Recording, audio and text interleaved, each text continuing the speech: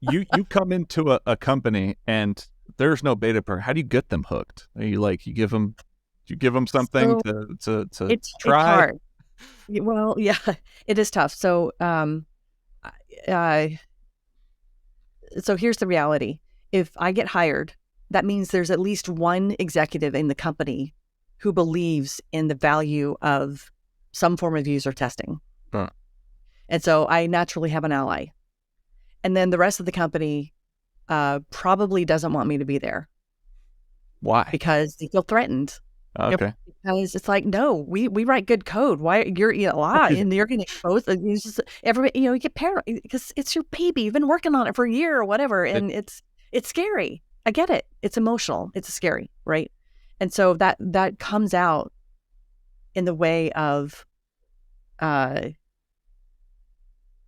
diminishing what it could be. Do we really need this? Oh, we don't have time anymore for it. What, those sorts of things, right? Some resistance. Yeah. It's testing. Yeah. Right, It's past the guidelines. So we're good to go. Marketing did its research. Of course, we developed the first product. Yes. Love it. Yeah. The problem with that, though, is so much time passes from the market research until you build it that you don't know if it's relevant still, right? And so you got that's that kind of marketing tie-in. But someone has the question, right? Someone has the question, is it? Yeah. It may not be that person who made it, but someone has that question. Yes. Right? Usually how you go about it, Chris, is just that. If somebody has the question, is identifying that person. Sharon talked about it. It's usually an executive. From my perspective, it's identifying the person that has doubt about everything that they've done. Whether we want to say a simple question like, what keeps you up at night? That's usually the way you get a beta program in to solve that first doubt that they have, to make sure that we can put them at ease one way or the other through a properly run beta test. Oh, that's a great strategy.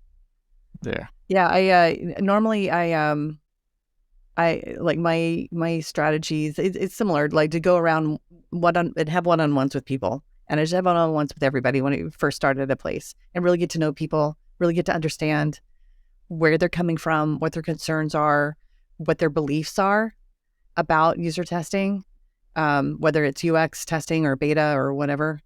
And then kind of explain the process and that my role is to make them look brilliant.